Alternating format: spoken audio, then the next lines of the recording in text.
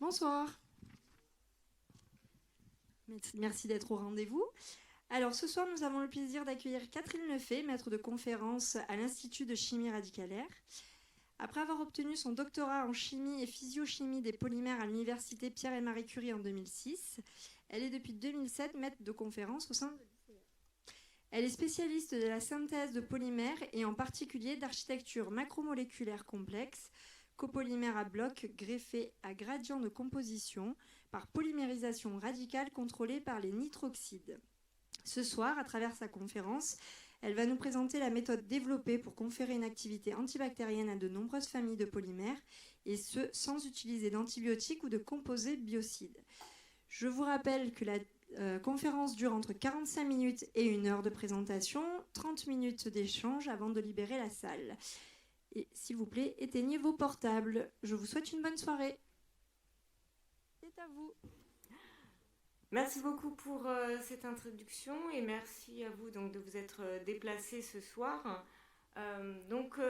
Ce soir, je voudrais essayer, on va dire, de vous présenter un petit peu le sujet sur lequel nous travaillons au laboratoire, à savoir des plastiques antibactériens, et peut-on aujourd'hui essayer de les considérer comme un nouvel espoir contre la résistance aux antibiotiques, à savoir des matériaux qui n'utiliseraient pas d'antibiotiques pour prévenir les infections. Donc aujourd'hui, on n'est pas sans savoir que malheureusement, les infections bactériennes font parfois, et malheureusement, la une des journaux. Par exemple, donc, la bactérie E. coli qu'on peut retrouver dans certains fromages au lait cru. On a d'autres exemples plus récents avec une contamination au salmonelle de lait infantile, ou encore des infections bactériennes qui peuvent toucher plutôt tout ce qui est, on va dire, système d'eau chaude, climatisation.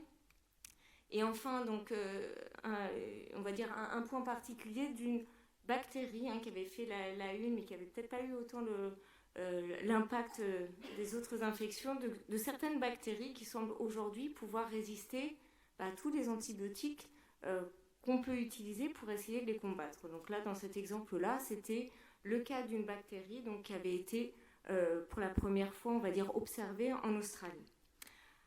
Donc tout ça pour dire que les infections bactériennes, on va dire, touchent de nombreux domaines, font la une de nombreux journaux, et en particulier, le problème majeur qui est rencontré aujourd'hui, c'est que ces bactéries deviennent résistantes aux traitements classiques qui sont utilisés pour les combattre, à savoir les antibiotiques. Donc ce phénomène de résistance aux antibiotiques, comment peut-on l'expliquer? On va dire assez simplement, à savoir que lorsque on a une infection, en général, on prend un traitement antibiotique. Ce qui peut se passer, et ce qui se passe, on va dire, dans beaucoup de cas, est que la dose d'antibiotiques utilisée n'est pas suffisante pour tuer toutes les bactéries, et que donc certaines restent vivantes, on va dire, dans le milieu, et ont été, entre guillemets, sélectionnées, et vont pouvoir se développer, continuer à se développer, même en présence de cet antibiotique qui a été utilisé, à savoir qu'elles sont désormais résistantes à cet antibiotique. Par ailleurs, certaines bactéries sont ensuite capables de transmettre, on va dire, cette résistance à d'autres bactéries. Donc, pas mal maintenant de bactéries ont malheureusement été reportées comme résistantes à différents antibiotiques. On a par exemple le Clostridium difficile, l'Acinetobacter résistant à différents cocktails d'antibiotiques, ou des pseudomonas ou des staphylocoques dorés que l'on retrouve surtout dans le domaine hospitalier. Donc cette résistance pose un réel problème aujourd'hui, et par ailleurs on sait que ces phénomènes de résistance aux antibiotiques se retrouvent et se répandent assez facilement, on va dire malheureusement, de par la chaîne alimentaire, ou bien on peut avoir une contamination, une transmission via l'eau, les systèmes, on va dire, d'eau, d'irrigation, etc. On peut avoir aussi une transmission de patient à patient, en particulier dans le milieu hospitalier, où on sait que dans ces domaines-là, ces milieux-là, survivent certaines souches particulièrement résistantes. Bref, ce phénomène de résistance maintenant touche un petit peu pas mal de domaines et se répand de façon assez importante. Par ailleurs, en plus de cette, on va dire, expansion, on va dire, diversité de résistance aux antibiotiques, un phénomène particulier, le développement des bactéries, on va dire, ce phénomène de développement de la résistance est un phénomène qui est rapide. Sur cet exemple-là, donc vous avez la vidéo sur votre droite, c'est donc tiré d'un article scientifique publié en 2016, où on voit donc sur une bande, on va dire, d'agars, ont été cultivées des bactéries de type E. coli sur différentes tranches, on va dire ici de 0. On a différentes quantités d'antibiotiques. Donc 0, pas d'antibiotiques. Là, 3 fois la quantité normalement nécessaire pour tuer ces mêmes bactéries E. coli. Ici, 30 fois, 300 fois, 3000 fois. Et ce qu'on observe, c'est qu'en seulement 12 jours, des bactéries qui étaient initialement tuées par l'antibiotique utilisé, au bout de 12 jours, une certaine classe de ces bactéries est devenue résistante à 3000 fois la dose nécessaire initialement pour tuer ces bactéries. Donc à savoir qu'à chaque colonne, on va dire, à chaque dose supplémentaire d'antibiotiques utilisés, on a une sélection et des bactéries qui, au fur et à mesure, deviennent résistantes, mutent et arrivent à avoir une résistance en utilisant même jusqu'à 3000 fois la dose d'antibiotiques initialement prescrite. Donc tout ça pour en venir à... Il est important aujourd'hui de trouver des méthodes pour prévenir la prolifération, on va dire, des infections, le développement des infections. Donc aujourd'hui, je ne vais pas vous présenter, on va dire, une méthode miracle ou un nouveau médicament qui permettrait de ne plus utiliser d'antibiotiques. Ce n'est pas, on va dire, mon domaine de recherche. Ici, ce que je vais essayer de vous présenter, c'est une nouvelle méthode d'élaboration de matériaux antibactériens qui ne comporteraient pas d'antibiotiques pour prévenir les infections, mais pas pour réellement lutter contre les infections. Donc j'insiste, on ne fait pas de thérapeutique, on fait vraiment des matériaux qui vont éviter que ces bactéries se prolifèrent sur les matériaux que l'on peut utiliser. Donc parmi les matériaux que l'on retrouve autour de nous en grande quantité, il y a en particulier les polymères, ce qu'on peut qualifier, même si c'est, on peut pas dire le meilleur thème, de plastique. Je pense que vous en avez tous des exemples autour de vous. Ces matériaux polymères, on les retrouve dans d'innombrables applications, ce qui fait leur caractère un petit peu universel. On les retrouve par exemple dans les emballages. Ce sont peut-être les plastiques les plus connus pour de bonnes ou de mauvaises raisons. On les retrouve aussi énormément dans tout ce qui est matériaux de construction, dans l'automobile aussi évidemment, dans tout ce qui est électronique, vêtements, les textiles synthétiques sont des polymères, tout ce qui est polyester, etc. Dans l'agriculture aussi, et bien dans d'autres domaines. Donc les matériaux polymères sont une des rares classes de matériaux à avoir un caractère aussi universel, à être utilisé dans autant de domaines différents. Parmi ces polymères, il y a différentes classes de polymères, on va dire différentes familles de polymères. Par exemple, les polystyrènes, nos TPS, qu'on va retrouver par exemple dans les branches de lunettes, dans tout ce qui est vaisselle jetable aussi, les gobelets en plastique, qu'ils soient transparents ou blancs, plus ou moins cassants ou durs, c'est du polystyrène. On a les chips de polystyrène pour les renforts. On retrouve aussi le polyéthylène terephthalate, typiquement utilisé pour tout ce qui est bouteilles en plastique, nous en avons tous utilisé, voilà. C'est du polyéthylène terephthalate. On a le polyuréthane, énormément utilisé aussi dans l'automobile pour tout ce qui est mousse, par exemple dans les sièges ou dans les renforts intérieurs de voitures. Le polyéthylène, c'est tout ce qui est emballage. Grosso modo, on retrouve dans des bouteilles de lait ou aussi dans les bâches d'agriculture, selon qu'on a des polyéthylènes de haute ou basse densité. Le polypropylène, c'est typiquement les tupperwares, les récipients qu'on utilise typiquement pour mettre dans le micro-ondes, etc., etc. Donc là aussi, d'innombrables et une gamme, on va dire, de familles de matériaux très très larges qui leur permettent justement d'être utilisés dans de nombreux domaines d'application. Et pour chaque famille de matériaux, on a des, on va dire, des composés chimiques ou organiques différents. Alors, parmi ces matériaux polymères, certains existent déjà, traités antibactériens, que l'on retrouve sur le marché ou qu'on retrouve dans les utilisations du quotidien. Donc, ici, je vais essayer de vous donner quelques exemples. Ceci n'est pas une liste exhaustive, c'est juste quelques exemples de matériaux polymères ayant déjà une activité antibactérienne, on va dire commercialisée pour cette application. Nous avons par exemple les cathéters, c'est-à-dire les cathéters veineux, qui sont en général en polyuréthane, qui sont antibactériens, donc là pour une application biomédicale. Il existe aussi des textiles.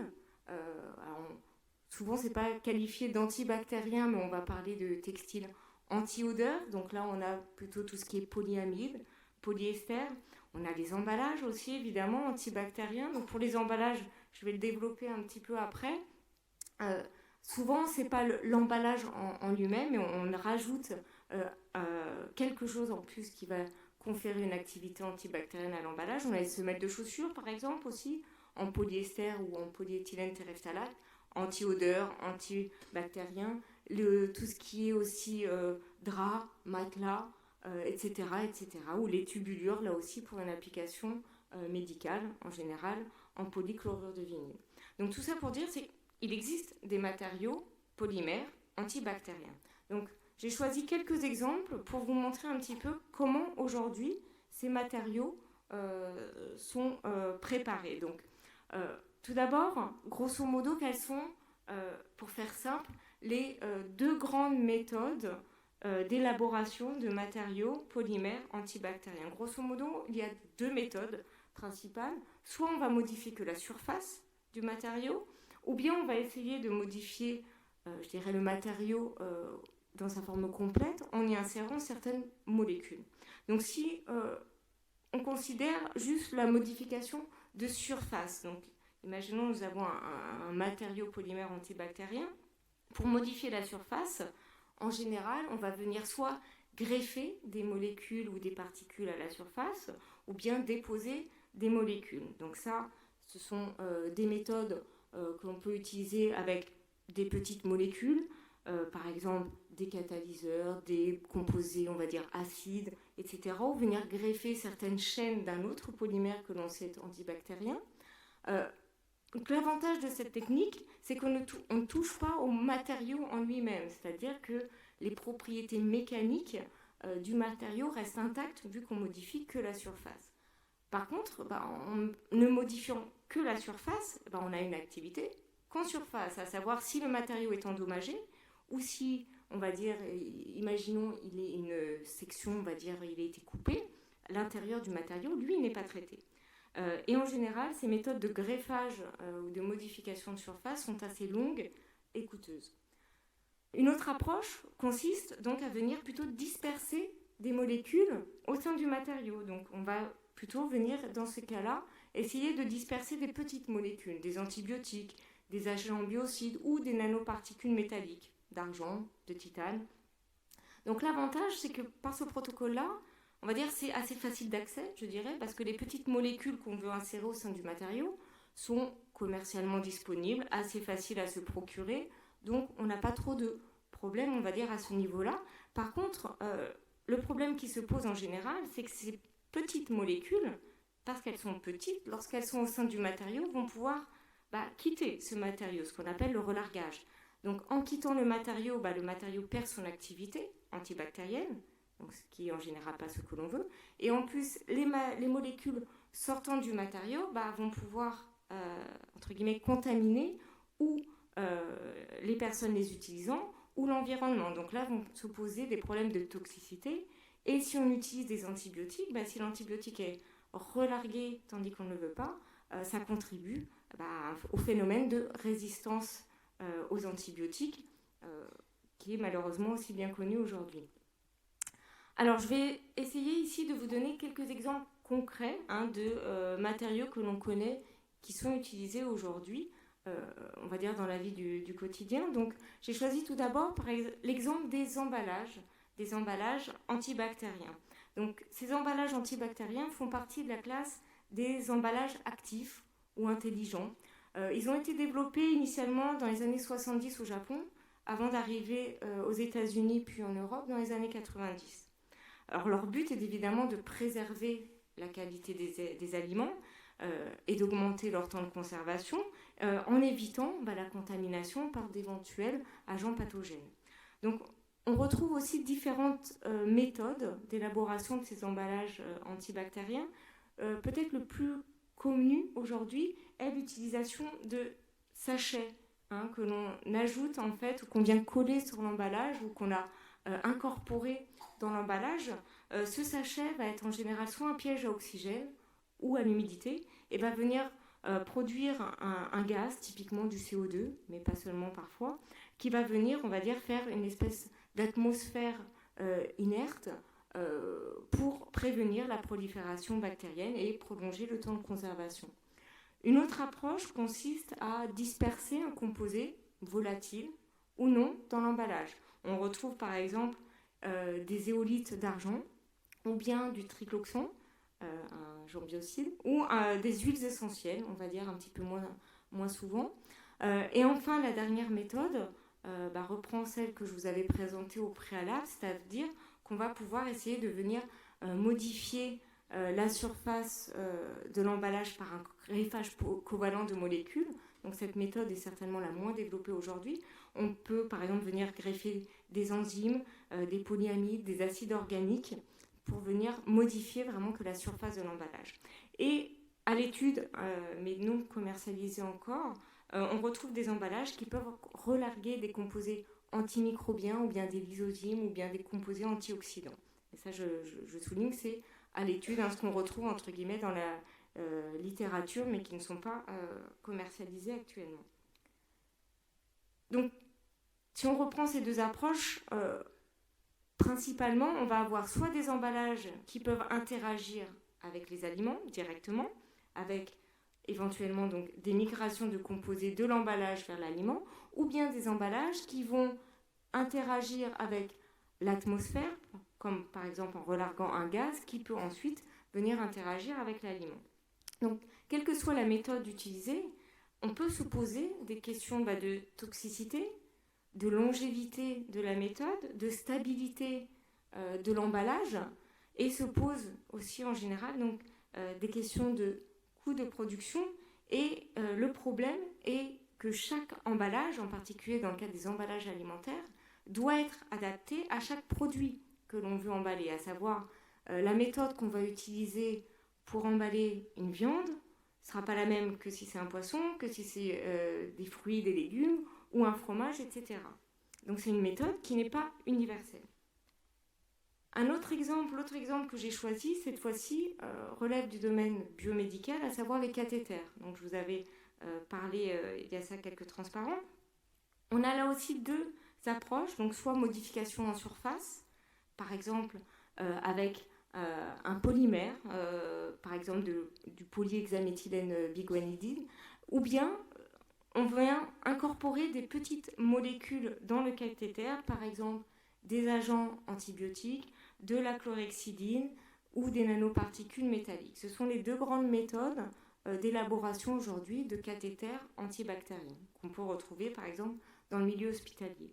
Donc dans une publication donc pareil datant de 2016, des médecins ont comparé les activités donc, de ces deux approches, à savoir un cathéter juste avec un revêtement antibactérien et des cathéters traités par l'incorporation de petites molécules à activité antibactérienne. Et ce qu'ils ont montré de façon très intéressante est que le fait d'avoir seulement le polymère en surface qui va donc pas pouvoir migrer, je dirais, hors du matériau, confère la même activité antibactérienne, et ce, sans problème de toxicité, de perte d'activité ou de libération de molécules actives dans l'environnement ou dans le corps du patient lorsque le cathéter est utilisé, on va dire, dans le corps. Et enfin, donc, le dernier exemple que j'avais choisi de vous présenter aujourd'hui porte sur les textiles antibactériens. Donc, à savoir que les textiles sont aussi le terrain de développement de bactéries. C'est ces proliférations bactériennes qui sont responsables du développement d'odeurs, parfois de taches, de décoloration, ou d'une diminution des propriétés, ce que j'ai appelé ici propriétés mécaniques, c'est-à-dire un vêtement qui va avoir tendance à devenir un petit peu moins souple.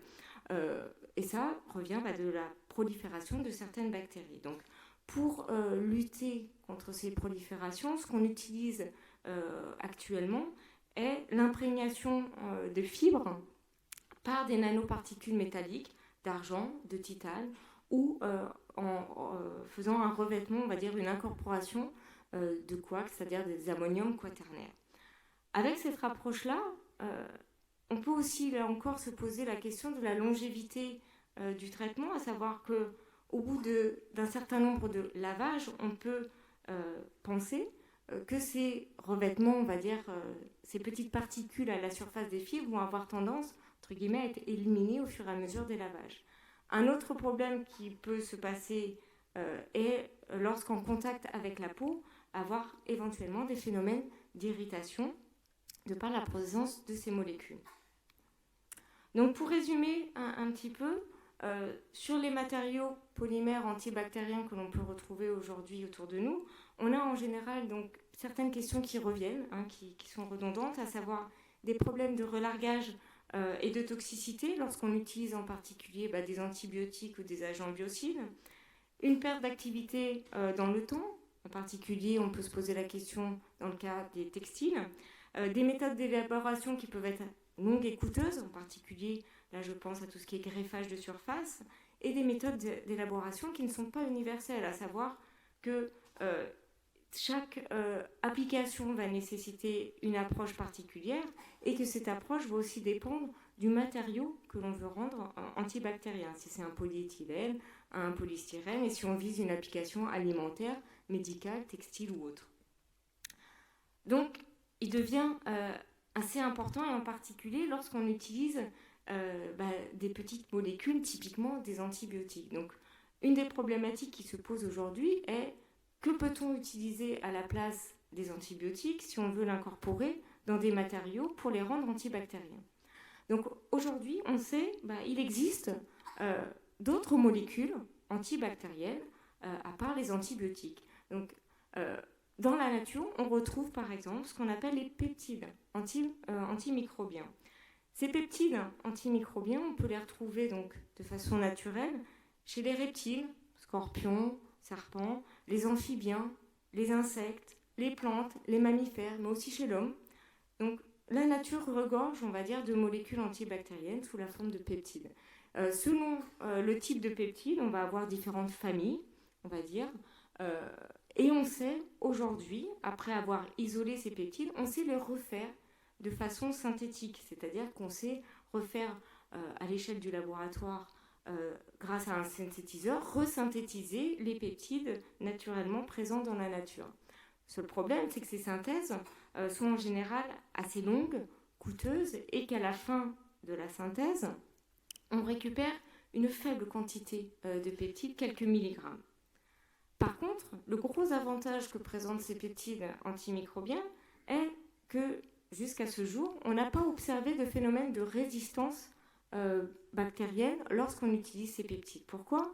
Parce que le mode d'action de ces peptides est différent de celui des antibiotiques, à savoir qu'un antibiotique en général va venir agir sur des récepteurs de la bactérie, sur l'ADN, l'ARN, etc. Tandis que les peptides antimicrobiens, eux, vont toucher uniquement la paroi, la membrane des bactéries. Et de par cette activité, aujourd'hui, on observe assez peu, voire on va dire très peu, je dirais très peu, de phénomènes de résistance lorsqu'on utilise ces peptides antimicrobiens. Mais comme je vous disais, la limitation principale de ces peptides antimicrobiens, c'est qu'on ne peut pas les faire, on va dire, à très grande échelle.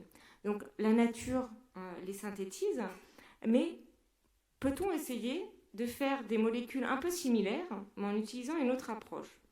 Donc si on regarde, on va dire très grossièrement, je ne sais pas s'il y a des peptidistes dans la salle, mais on va dire en faisant très large, on va dire en essayant de faire très simple, un peptide antimicrobien, on pourrait considérer que c'est une succession, le long d'une chaîne, d'unités qui ont des unités hydrophobes, par exemple ici en rouge, c'est-à-dire qui n'aiment pas l'eau, et des alternances avec des unités hydrophiles ici en bleu, qui aimeraient l'eau.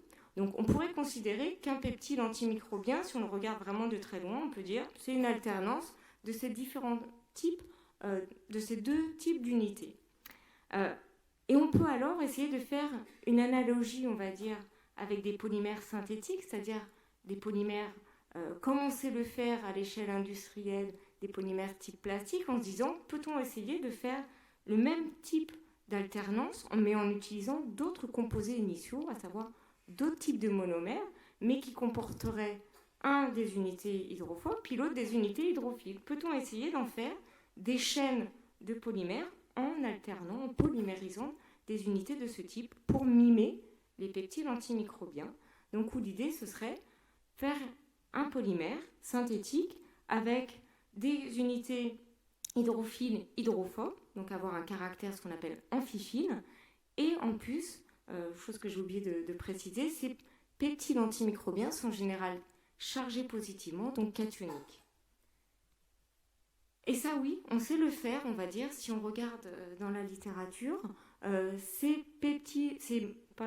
polymères synthétiques qui viennent mimer les peptides antimicrobiens sont ce qu'on appelle des SMAMP en anglais, pour des polymères synthétiques antimicrobiens qui vont mimer les peptides.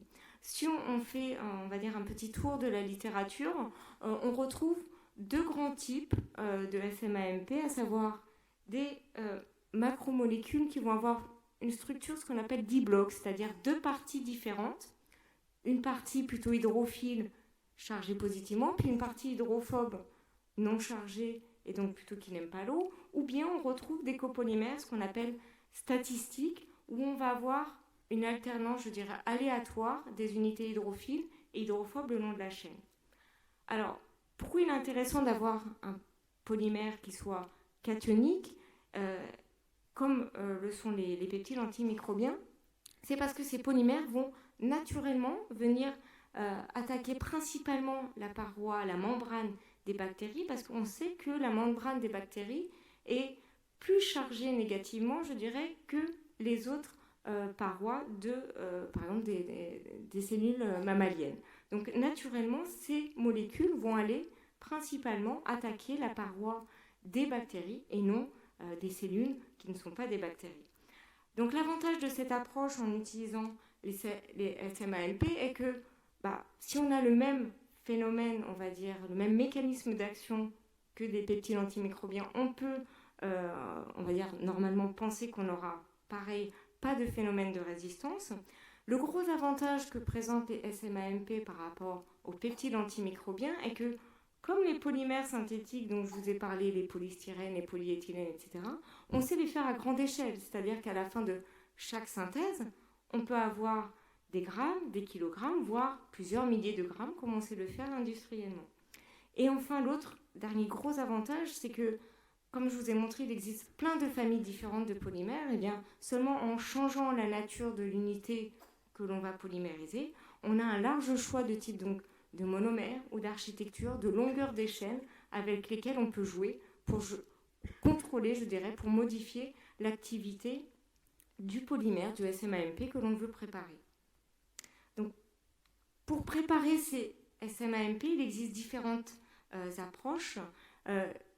La plus, on va dire, répandue aujourd'hui est certainement la polymérisation par voie radicalaire. Donc, une méthode de synthèse de polymères reposant sur la chimie des radicaux. Donc là aussi, je ne vais pas rentrer plus en détail dans cette chimie-là, mais pour faire simple, on va dire, on part d'un monomère qui va être, on va dire, mon unité initiale.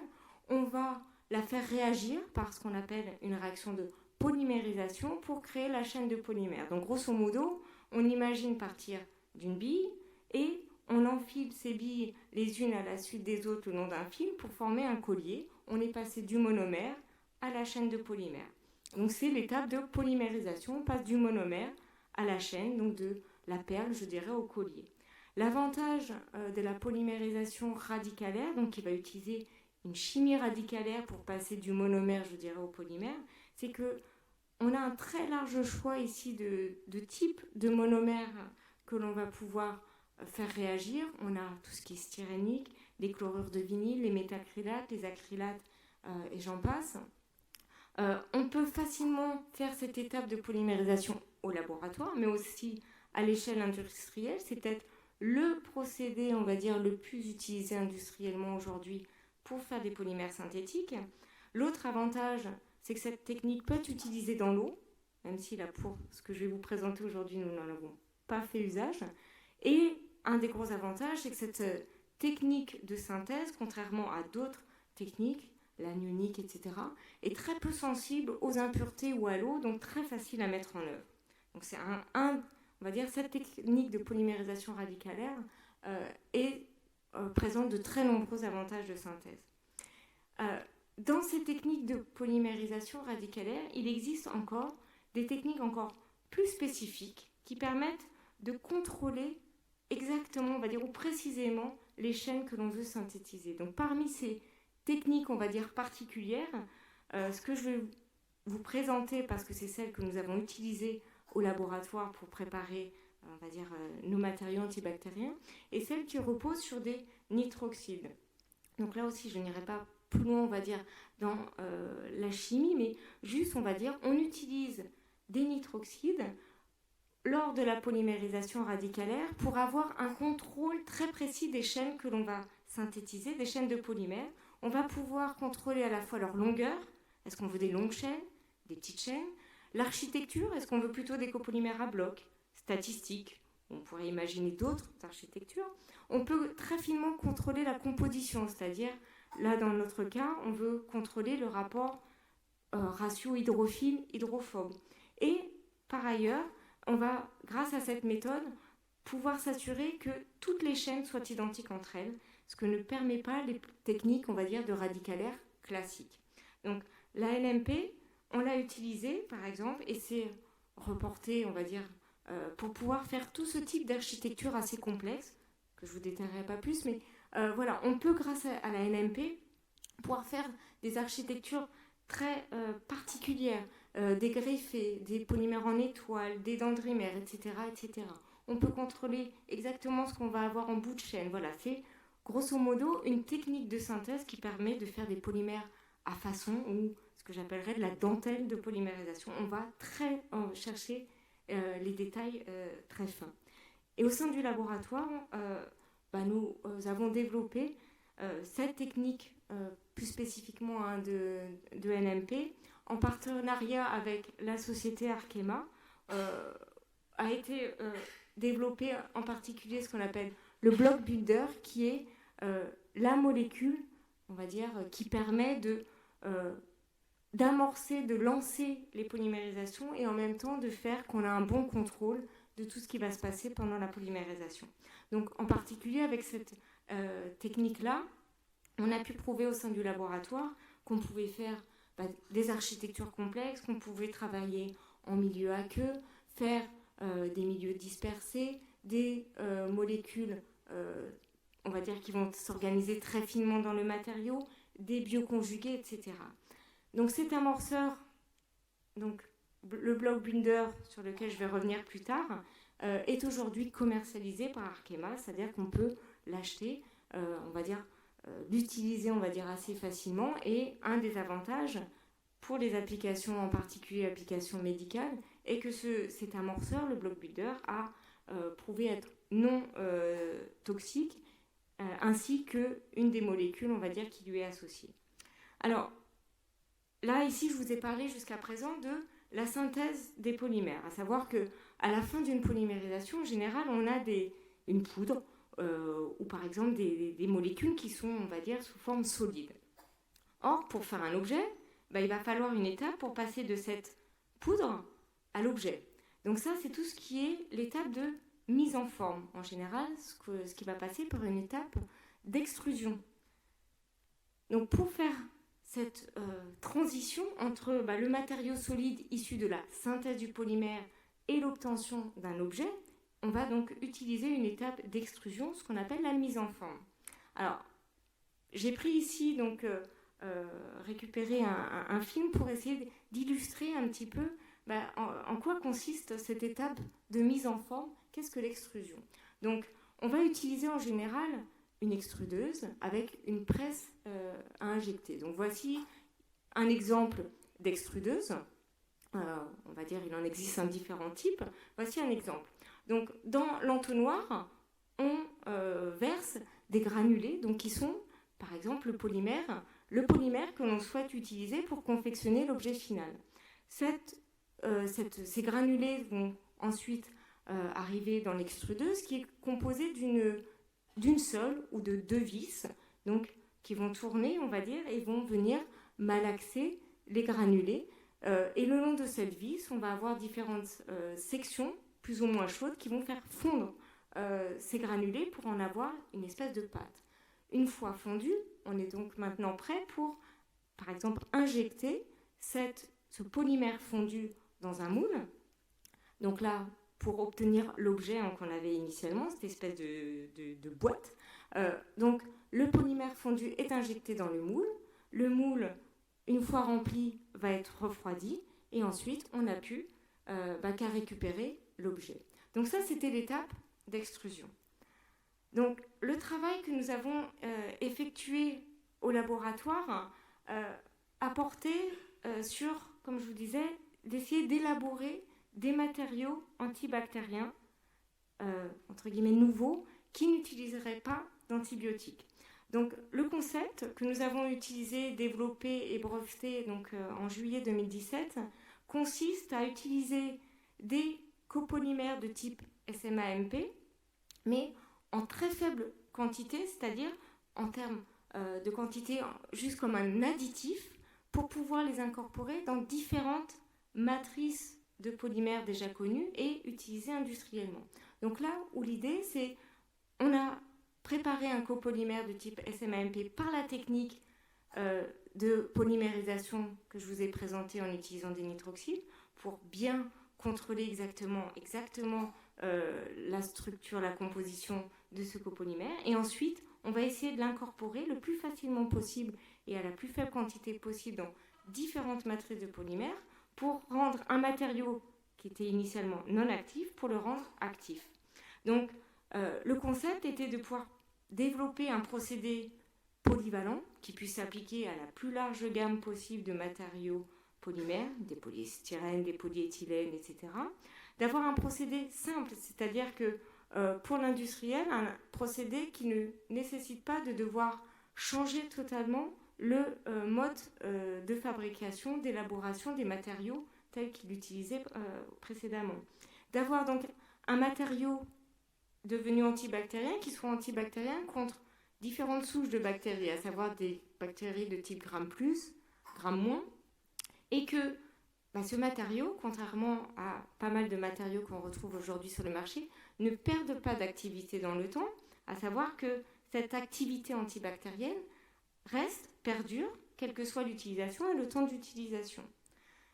Pour ce faire, on a choisi donc une certaine gamme de SMA-MP volontairement de haute masse molaire, c'est-à-dire que la chaîne de SMA-MP qu'on va insérer dans les différentes matrices, on a choisi volontairement qu'elle soit relativement grande, ce qu'on appelle des masses molaires au-dessus de 20 000 grammes par mol, et on a choisi un squelette particulier à base de méthacrylate pour pouvoir les plus facilement possible les mélanger avec d'autres polymères.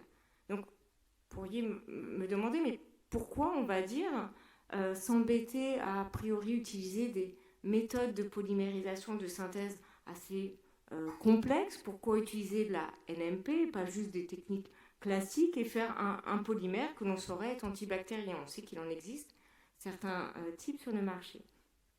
Parce que lorsque l'on essaye de mélanger deux matériaux polymères entre eux, ça ne marche pas. Lorsqu'on essaye juste de les mélanger, ils vont naturellement avoir tendance à se repousser l'un l'autre, ce qu'on appelle la macroséparation de phase, ce qui fait que le matériau va, au fur et à mesure du temps, avoir des problèmes de stabilité, de longévité, va perdre ses propriétés mécaniques. Donc pour forcer deux polymères différents à rester ensemble au sein du même matériau, on peut utiliser donc des copolymères à bloc qui vont avoir la propriété de s'organiser tout seul à l'échelle nanométrique dans le matériau, ce qu'on appelle la nanoséparation de phase. Et selon la composition des différents copolymères, on peut avoir une organisation de type lamellaire, gyroïde ou sphérique, mais ce matériau va rester stable et ces deux polymères resteront de façon intime liés au sein du matériau. C'est pourquoi nous avons choisi donc, comme additifs des copolymères particuliers avec des architectures particulières. Donc sur ce transparent, j'essaye de vous présenter, on va dire, je vais faire assez simple, le concept, on va dire, comment nous avons préparé les SMAMP que nous avons ensuite utilisés comme additifs.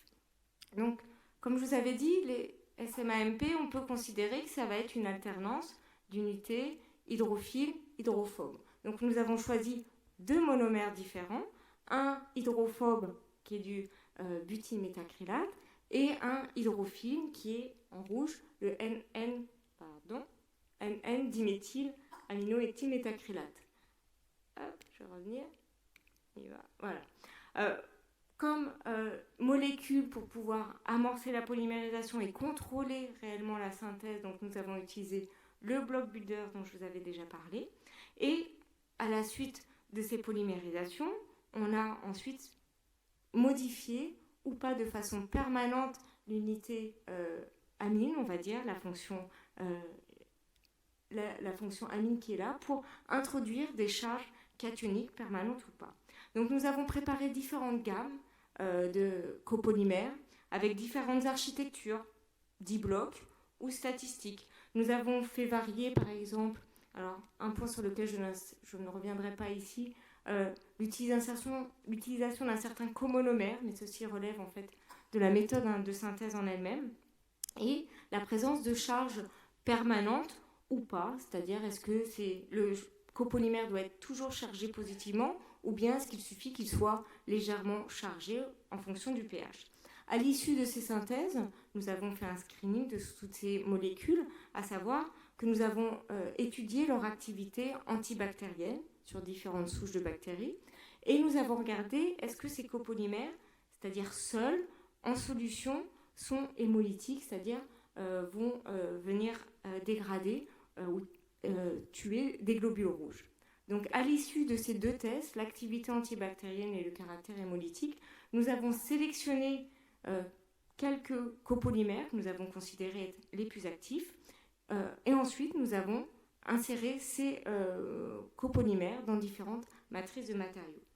Donc, concernant, on va dire, ces tests antibactériens, on a essayé donc de mesurer ce qu'on appelle la concentration minimale inhibitrice. Donc, je vous ai juste remis un petit schéma, on va dire, illustrant comment on fait ça. Donc, ça, ce sont nos collègues biologistes qui font ces tests-là. On essaye donc sur une plaque avec 96 puits, sur chaque colonne, on a une certaine concentration de molécules antibactériennes. À chaque colonne supplémentaire, on divise par 2 la concentration en copolymère. Donc, on va de la gauche vers la droite en concentration descendante pour la concentration en molécules antibactériennes. Et on met toujours la même quantité de bactéries dans chaque puits. Et on regarde à partir de quel moment le puits, on va dire, n'est plus actif, à savoir à partir de quel moment on observe le développement de bactéries. Et la dernière colonne correspondant à une activité nous donnera la concentration minimale inhibitrice. Donc ces tests ont été effectués sur, comme je vous disais, les différents types de copolymères que nous avons préparés. Nous les avons testés donc, sur des bactéries de type Gram+, Gram-, des souches multirésistantes et sur les différents copolymères que nous avons testés, il s'est avéré que les plus intéressants semblaient être les copolymères à architecture D-block, c'est-à-dire une partie réellement hydrophile et une partie hydrophobe séparée, qui étaient les architectures qui montraient la meilleure activité, en particulier sur le MRSA, et avec, c'est-à-dire le copolymère pour les concentrations minimales inhibitrices, on veut les valeurs les plus faibles, et un caractère hémolytique le plus faible aussi, qui correspond à ce que j'ai noté ici, donc la HC50, la plus élevée. Donc le meilleur candidat, présentant la meilleure activité antibactérienne, c'est-à-dire l'amique la plus faible, et le caractère hémolytique le moins prononcé, c'est-à-dire la HC50 la plus élevée, semblait être les structures à bloc. Par ailleurs, nous avons aussi regardé, est-ce que sur ces copolymères en solution, donc non encore insérés dans une matrice, on observait un phénomène de résistance. La réponse est non, en tout cas sur des bactéries de type Gram-, on n'a observé aucune résistance. Donc ici, je vous ai mis un schéma jusqu'à 17 jours, mais jusqu'à 30 jours, on obtenait les mêmes résultats, à savoir que ces bactéries, en présence de ces molécules, n'ont a priori pas montré de phénomène de résistance. Donc, à l'issue de cette étude des copolymères seuls, nous sommes passés ensuite à l'insertion de ces copolymères dans différentes matrices de polymères industriels pour rendre donc un matériau organique usuel non antibactérien pour le rendre antibactérien. Donc, sur maintenant les résultats que je vais vous présenter, nous avons sélectionné certains copolymères, comme je vous avais dit, issus de l'étude préalable en solution les plus intéressants, à savoir des copolymères de type dibloc, chargés de façon cationique de façon permanente, avec une certaine hydrophilicité, c'est-à-dire une certaine composition et une masse molaire volontairement choisie assez élevée, au-dessus de 20 000 grammes par mol.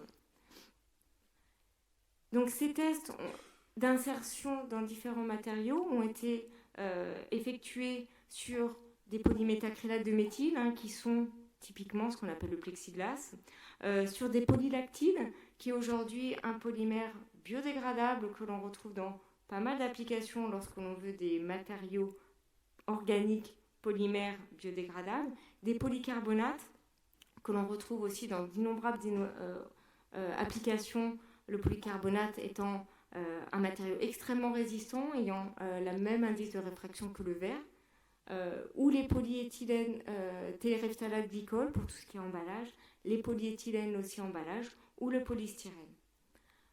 Donc pour ces tests, typiquement, nous avons déposé, les biologistes ont déposé à la surface de ces matériaux une certaine quantité de bactéries. Après un certain temps de contact, qui peut varier de 1 heure à 16 heures, ces bactéries ont été récupérées, cultivées et ensuite leur activité regardée vis-à-vis, par exemple, de souches de type E. coli. Alors, les résultats que nous avons obtenus dans le cadre, donc, j'insiste, de ces matériaux antibactériens, ont pu prouver que seulement 0,5% en poids de copolymère dans la matrice, c'est-à-dire que seulement 0,5% du poids du matériau organique serait donc le copolymère, c'est-à-dire une très faible quantité massique, permettait de conférer une activité antibactérienne à des polystyrènes, du polyméthacrylate de méthyle, des polycarbonates, sur des bactéries modèles de type Gram+, Gram-. Le même type de résultats ont été observés dans le cas donc, de polyéthylène téréphtalate glycol, de polyuréthane, de polyéthylène ou de polylactide, là aussi sur des bactéries de type modèle, on va dire Gram+, Gram-. Donc ce que nous recherchons, à savoir une méthode d'élaboration universelle qui puisse s'appliquer à de nombreuses matrices de polymères en utilisant seulement une très faible quantité d'additifs, semble être vérifiée, et on a pu vérifier donc une activité à la fois sur des bactéries de type Gram+, Gram-, et j'insiste, sans utiliser d'antibiotiques, mais seulement des polymères mimant l'activité des peptides antimicrobiens. Par ailleurs, nous avons aussi essayé donc de vérifier la non-toxicité de ces matériaux, à savoir que sur une étude menée sur des kératinocytes humains, c'est-à-dire des cellules de peau, nous n'avons pas observé de toxicité dans le cas de ces matrices avec 0,5% en poids de copolymères pour rendre ces matériaux antibactériens. Nous avons aussi pu vérifier que le mécanisme d'action que l'on supposait, à savoir que ces polymères antimicrobiens, on va dire ces matériaux antimicrobiens, de par la présence de SMAMP, devraient normalement interagir sur la membrane des bactéries. Nous avons pu le prouver par une étude de fluorescence à savoir que sur cette étude, on observe une augmentation de la fluorescence lorsque la membrane de la bactérie est perforée et que donc la molécule fluorescente qu'on utilise va pouvoir pénétrer dans la bactérie et interagir avec l'ADN. Donc on voit que lorsque, par exemple, sur cet exemple pour le polylactide, si on utilise le polylactide seul, on n'a pas d'augmentation de la fluorescence. Si on prend un polylactide mélangé avec du CTAB, qui est une molécule très biocide, on a une augmentation très importante et très rapide de la fluorescence. Et dans le cas de nos matériaux, par exemple du polylactide avec 2% en poids de copolymère, on a une augmentation plus lente de la fluorescence, mais qui prouve que la membrane a bien été déstabilisée. Et enfin, un autre paramètre que nous recherchons, ce sur lequel je n'ai pas énormément parlé, mais on voulait donc un procédé de fabrication de matériaux antibactériens qui puisse être versatile, on va dire universel, appliqué à de nombreuses matrices, actives sur des bactéries de type Gram+, Gram-, en utilisant très peu de copolymères. Mais au niveau industriel et au niveau, on va dire, application, on veut aussi un procédé qui ne modifie pas l'apparence visuelle, je dirais macroscopique, du matériau. Donc ça, nous avons pu le vérifier. Par exemple, sur l'exemple que je vous montre ici pour du polyuréthane, on voit que sans ou avec 0,5% ou 2% en poids de copolymère, sur un film préparé avec une extrusion et une presse, visuellement, l'aspect, je dirais, du film n'a pas été modifié ou très très peu. Et donc enfin, comme application possible, on peut en envisager, on va dire, de nombreuses pour cette méthode d'élaboration, cette méthode d'élaboration de matériaux antibactériens. Donc un exemple pratique est, nous avons essayé de voir est-ce qu'un matériau en polyéthylène contenant ce copolymère antibactérien pourrait être utilisé, par exemple, pour emballer ici de la mozzarella. Donc, un test qui a été effectué est sur un matériau de polyéthylène contenant le copolymère antibactérien, des tests de culture des bactéries venant de l'eau, on va dire de l'eau de la mozzarella, ont montré que lorsque le film contient 2% en poids de copolymère, on a un développement assez faible des bactéries, je répète, initialement présentes dans l'eau de mozzarella, tandis que sur le film qui ne contient pas de copolymère, on a une prolifération plus importante. Donc on peut utiliser cette approche, on va dire cet emballage pour, on va dire, limiter la surprolifération des bactéries initialement présentes dans le fromage. Et par ailleurs, des tests ont été effectués avec cet emballage, on va dire ce film de polyéthylène antibactérien, lorsque, en présence de bactéries E. coli de type qui donne entre guillemets la maladie du hamburger, on montre que sans copolymère, on a un développement important de cette bactérie. En présence du matériau antibactérien, il n'y a pas de prolifération de cet agent pathogène.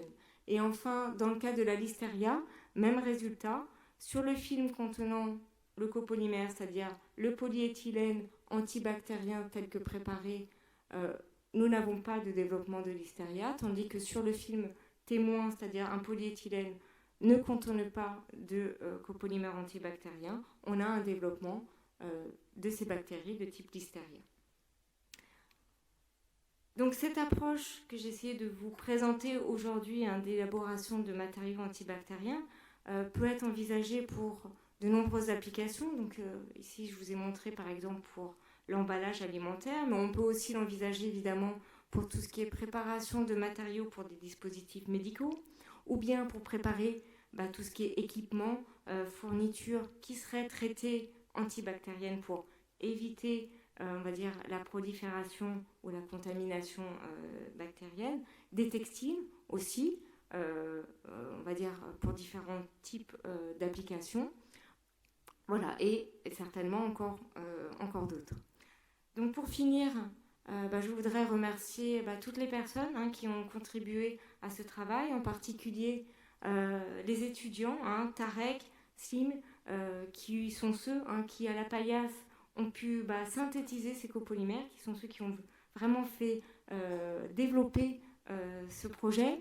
Un grand merci aussi à Marc, dit agent pathogène, qui est avec Hamza, l'équipe de biologistes qui ont effectué tous ces tests antimicrobiens, les tests de cytotoxicité. Didier Gigmès, donc, qui est le directeur du laboratoire et le responsable donc, de l'Institut de chimie radicalaire dans lequel je travaille. Et enfin, un grand merci à Johan, mon collègue et mari, sans qui tout ça n'aurait pas pu être présenté aujourd'hui. Et donc, pour finir, un grand merci à vous tous pour votre attention.